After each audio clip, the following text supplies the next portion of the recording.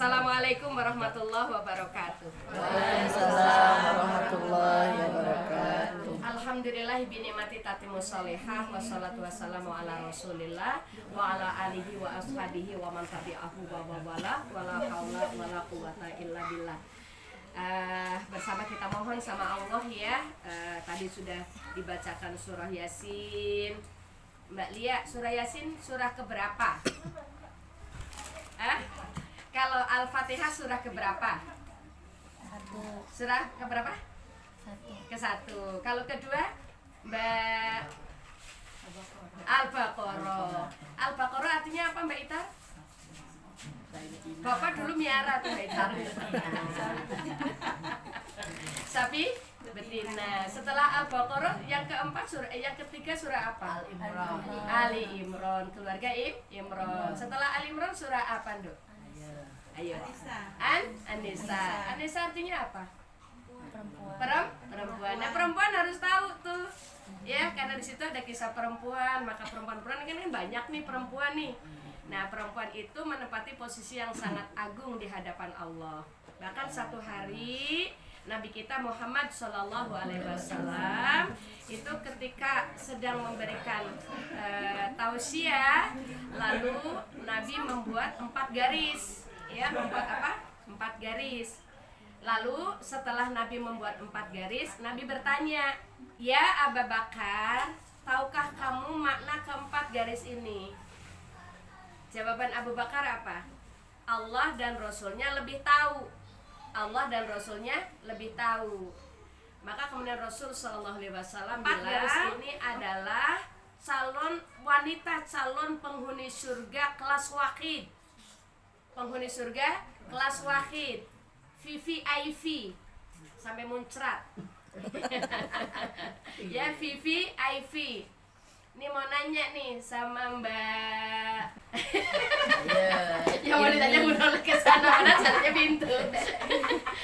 Ngabsen dulu nih. Di ponaan-ponaan nih biar soleha-soleha ya. Lali ya cengeng. Ilmi, masya Allah, Mbak Ilmi ya kan? Iya. Jadi apa tadi? Pertanyaannya apa? Nggak tahu, orang belum ditanyakan. Ya. Jadi 4 garis ini adalah wanita calon penghuni surga kelas wahid. Jadi ketika disampaikan pada Rasul Shallallahu Alaihi Wasallam bahwa makna 4 garis itu adalah calon wanita penghuni surga kelas wahid, lalu Rasul Shallallahu Alaihi Wasallam menjelaskan 4 wanita calon penghuni surga kelas wahid itu yang pertama adalah Khadijah, bukan Dewi Persik. Iya, Khadijah, ya bukan Aurel. Tapi alhamdulillah Aurel sudah hijrah ya. Alhamdulillah, itu perjuangan yang luar biasa dari seorang suami, Atta Halilintar, di tengah popularitasnya, tapi dia tetap bisa menjaga istrinya. Itu luar biasa perjuangannya, ya. Jadi Khadijah itu adalah istri Rasul Shallallahu Alaihi Wasallam. Yang paling luar biasa, beliau itu perempuan yang kaya raya. 2/3 kota Mekah itu miliknya Khadijah. Jadi perempuan kaya nggak dilarang, boleh perempuan kaya. Cuman kekayaan itu kelak pertanggungjawabannya di hadapan Allah berat. Karena apa? Karena harta itu hisabnya 2 kali. Hisabnya 2 kali. Dari mana dapatnya, kemana belanjanya, gitu. Jadi kalau harta pertanyaannya itu berat. Tapi boleh kita jadi orang kaya, cuman kekayaan itu agama Allah. Itulah yang dicontohkan oleh Khadijah. Yang kedua, Khadijah itu apa keistimewaannya? Dia adalah istri Rasul Shallallahu Alaihi Wasallam yang memberikan zuriat, keturunan. Di antaranya keturunannya juga calon penghuni surga. Siapa namanya? Yaitu Sayyidah Fatimah radhiyallahu anha. Jadi calon penghuni surga kelas wahid yang kedua adalah Fatimah binti Rasulullah Shallallahu Alaihi Wasallam. Jadi bisa dibayangin, ibundanya calon penghuni surga, ayahandanya Rasulullah. Jadi luar biasa nih Fatimah. Fatimah itu tahu nggak? Sekson. Sama aja deh. Ada kok Mas suaranya. Ada. Di sana. Maaf. Iya. Fatimah itu tangannya itu kasar. Maka hari ini kalau Mbak Ona misalnya tangannya kasar, nggak boleh ngeluh sama Om Iwan. Iya, nggak boleh ngeluh sama anak-anak. Karena apa? Karena emang perempuan itu suruh jihad di rumah. Maka dikatakan jihadul mar'ah fi baiti zaujiha. Jihadnya seorang wanita adalah di rumah tangga suami. Jadi ketika nyapu, megang sapu tuh lagi jihad. Maka jangan lupa jihad itu bismillah. Cuci piring itu juga jihad. Maka jihad itu ucapkan bismillah. Jadi apapun pekerjaannya, bahkan tidur itu juga jihad. Karena mata punya hak tidur. Cuman jangan tidur terus, ya kan? Makan juga jihad, ya kan? Makan juga jihad. Kalau makannya pakai bismillah, selesai bersyukur alhamdulillah. Jadi bersyukur banget kita menjadi orang beriman. Karena apa? Karena semua apapun yang kita lakukan sepanjang itu berupa kebaikan menjadi amal soleh. Makanya tidak boleh kita mengeluh dalam keadaan capek, kita nggak boleh mengeluh. Kenapa nggak boleh mengeluh? Karena memang dunia itu tempatnya capek, tempatnya lelah, ya. Tempatnya capek, tempatnya lelah. Yang pelajar capek belajar, ya kan? Yang anak capek jadi anak. Kenapa capek jadi anak? Nggak punya hak marah. Kalau jadi orang tua enak, punya hak marah. Kalau ada anak marah sama orang tua, durhaka.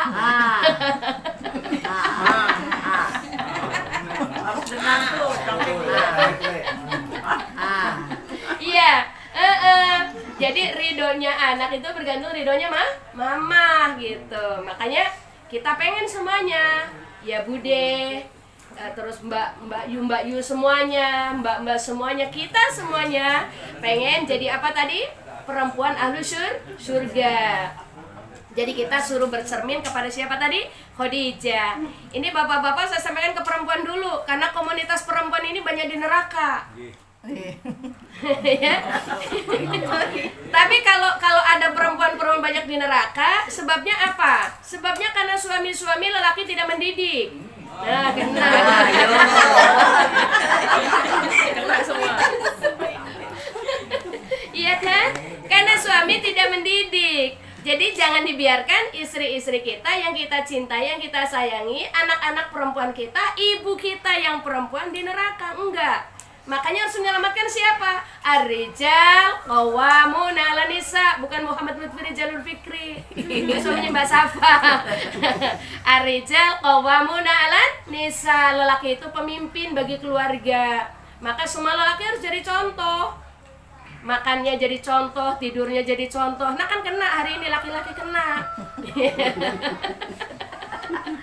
Ya, jadi laki-laki harus jadi contoh buat istri, contoh buat anak-anak, karena dia adalah figur rijal qawwamuna 'alan nisa, pemimpin bagi perempuan. Maka siapapun lelaki, siapapun suami, siapapun anak laki-laki tidak ingin perempuannya, istrinya yang perempuan, anaknya yang perempuan, ibundanya yang perempuan masuk ke neraka, iya kan? Jadi karena itu maka sama-sama kita ingin selamat. Yang laki-laki pengen selamat, perempuan ingin selamat. Tapi insya Allah kalau semuanya sudah punya komitmen bersama-sama untuk bagaimana kita sampai pada ridhonya Allah, maka kelak insya Allah khususnya perempuan, kita tidak termasuk kategori bahwa di neraka kelak banyak perempuan, kita nggak masuk di dalamnya insya Allah ya. Maka kita bercermin tadi sama siapa? Khadijah. Sayyidah Khadijah bercermin pada siapa tadi yang kedua?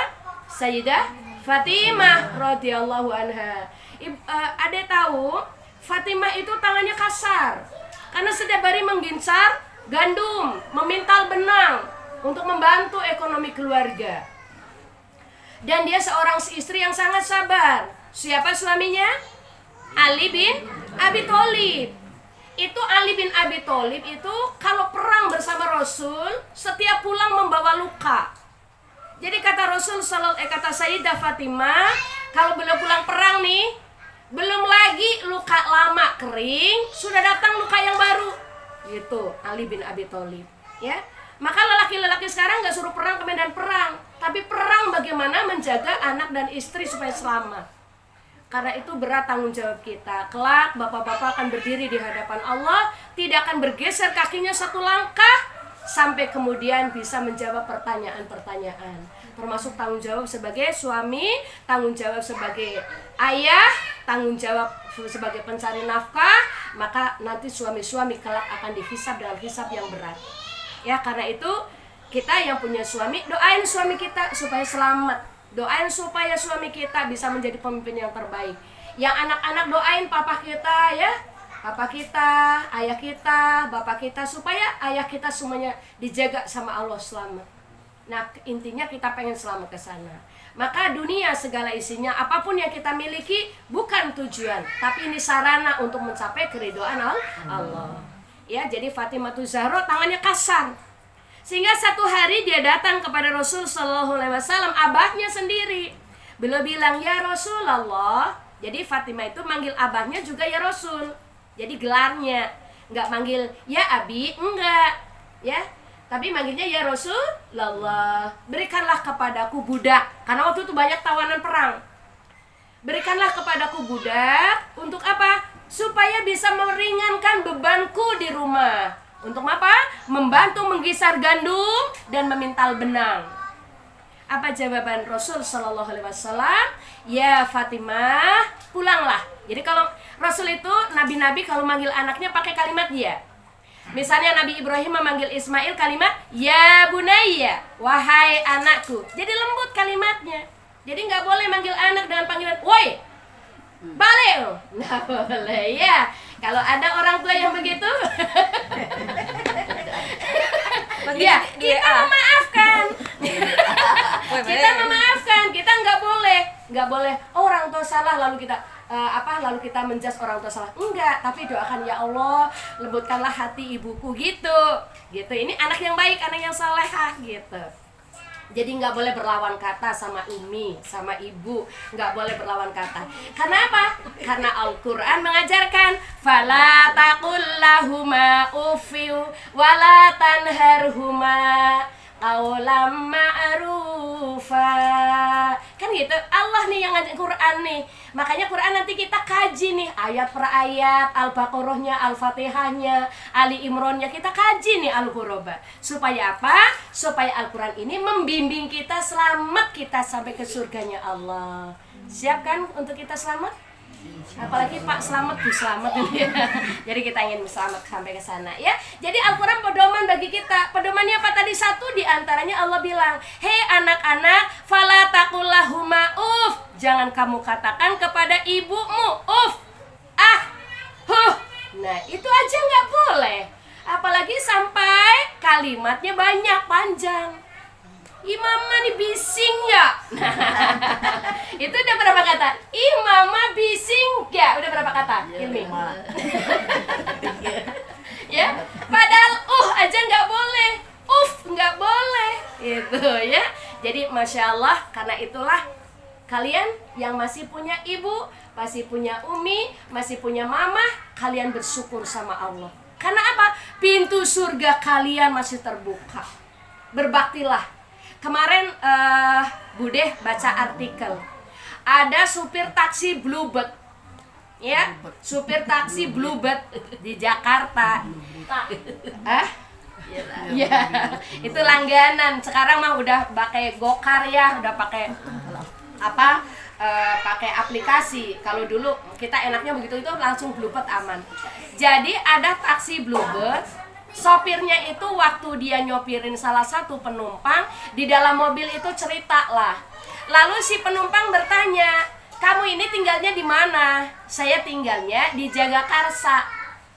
Terus perjalananmu antara setiap hari dapat berapa? Ngobrol-ngobrol begitu.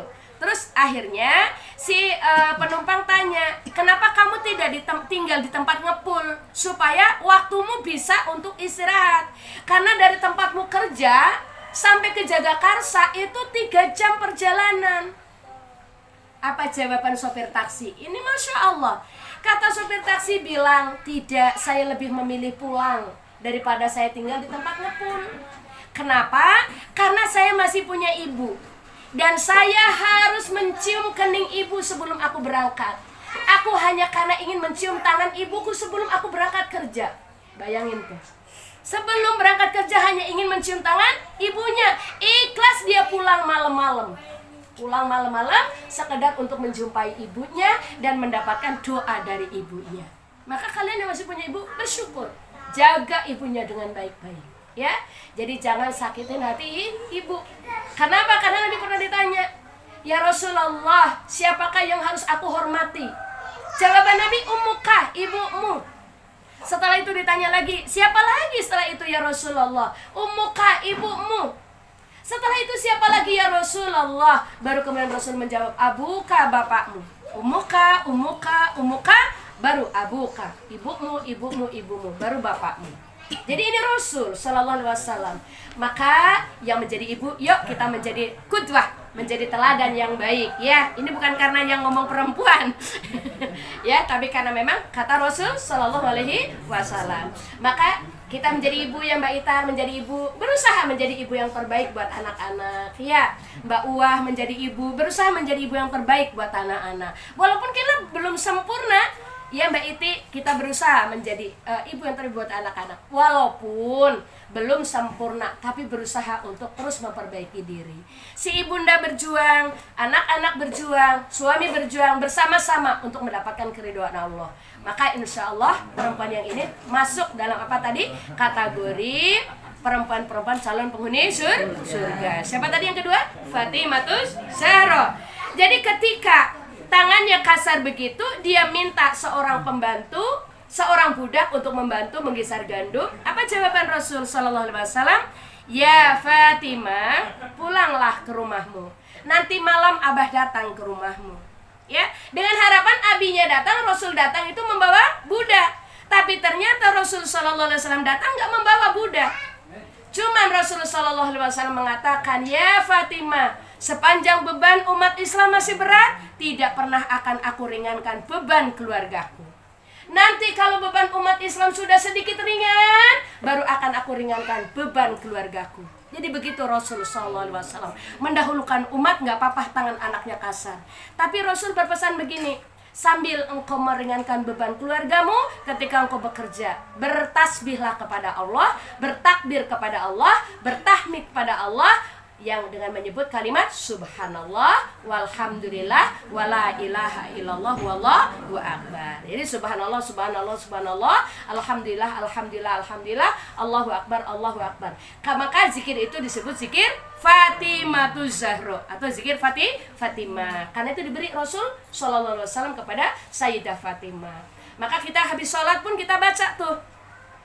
Bahkan Nabi bilang gini, "Barang siapa orang yang sehabis sholat membaca kalimat wasabbihallah salasan wasalasin, wahamidallah salasan wasalasin, wakabarullah salasan wasalasin." Siapa orangnya yang sehabis sholat membaca kalimat tasbih subhanallah, subhanallah, subhanallah 33, alhamdulillah, alhamdulillah, alhamdulillah 33, Allahu akbar, Allahu akbar, Allahu akbar 33, tutup dengan kalimat hauqalah sampai kalimat la haula wala quwata illa billah, maka Allah akan ampunkan seluruh dosa-dosanya, walaupun dosa yang dilakukan sebanyak buih di atas lautan.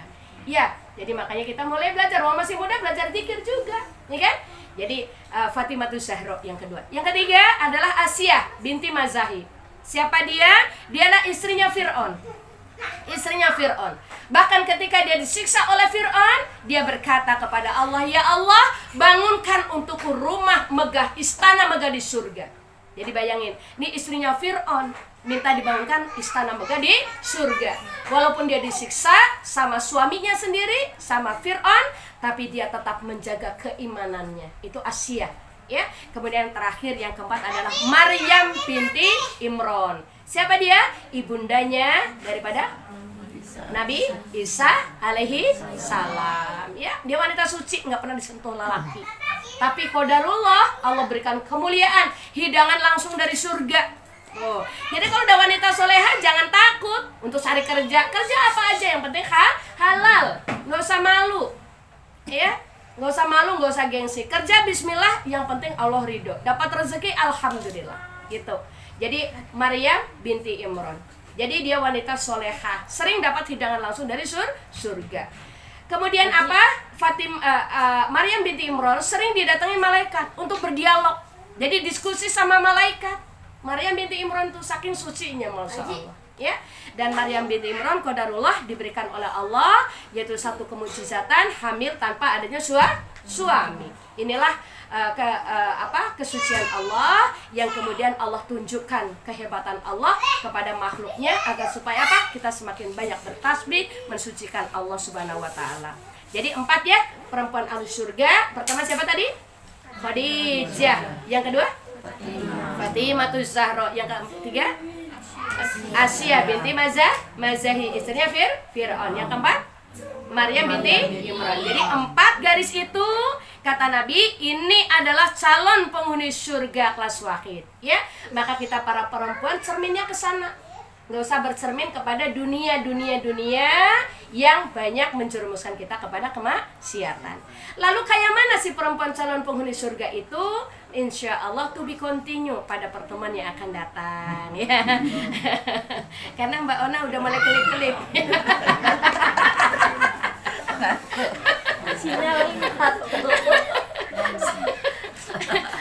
Ya tuan rumah udah kedap-kedip. Baik ya, dan mbak juga udah pada lapar ya. Alhamdulillah, mudah-mudahan ini menjadi motivasi buat kita ummahat ya, para kaum perempuan ya, ponaan-ponaan kita nih masya Allah yang sehat-sehat ya, soleha-soleha. Nggak apa-apa, butuh proses ya kan. Hari ini melawan, nanti jadi anak yang paling penurut ya kan. Tapi marah kayak apapun mama udah maafin kan gitu ya. Tapi nggak boleh diulang-ulang terus ya. Gitu juga mama ya, sayangin mama sepenuh hati, sayangin ibu sepenuh hati ya. Pagi mau jadi calon psikolog. Masya Allah ya, calon psikolog. Amin ya. Iya, insya Allah doa ibu insya Allah diijabah ya. Maka ibu-ibu banyak berdoa ya, berdoa. Baik, Bapak Ibu, kiranya sampai di sini dulu. Mudah-mudahan ada hikmah dan manfaatnya. Kita tutup ya dengan kafaratul majlis. Supaya apa? Kalau ada kekurangan di majlis ini Allah kafarat ya. Tapi untuk tuan rumah boleh nanti setiap itu tuan rumah doain kita tamu yang datang ya. Kata itu kan kemarin udah kita kaji ya, surah Nuh ayat terakhir ya. Nanti Om Iwan yang bacain untuk tamu-tamu yang datang. Ya karena apa? Karena itu Allah ngajarin kepada kita ya, itu surah Nuh ayat terakhir ya. Robbi firli wali walidayya waliman takhala baiti mu'minan walil mu'minina wal mu'minat wala tazidid dzalimina illa tabaro. Artinya Robbi firli, ya Allah ampuni dosaku, wali walidayya dan dosa kedua orang tuaku, waliman dakhala baiti mu'minan dan dosanya orang-orang mukmin yang masuk ke rumahku, wal mu'minin walil mu'minina wal mu'minat dan orang-orang mukmin laki dan perempuan, wala tazidid dzalimina illa tabaro. Jangan engkau tambahkan pada orang-orang zalim melainkan tambahkan kepada mereka kehancuran ya. Jadi kalau orang-orang zalim sudah dihancurkan oleh Allah, nggak ada yang bisa nolong. Lihatlah Sambo hari ini.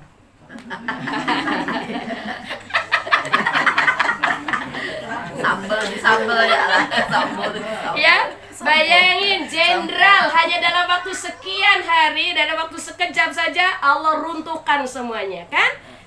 Jadi makanya kita supaya tidak terpeleset, tidak terjerembab, jatuh kepada kehinaan, perbanyaklah oleh kita istighfar, bertasbih kepada Allah dan memohon perlindungan Allah Jalla wa'ala. Ya, kita tutup dengan kafaratul majlis. Alhamdulillahirabbil alamin, subhanakallahumma wa bihamdika asyhadu an la ilaha illa anta astaghfiruka wa atubu ilaik.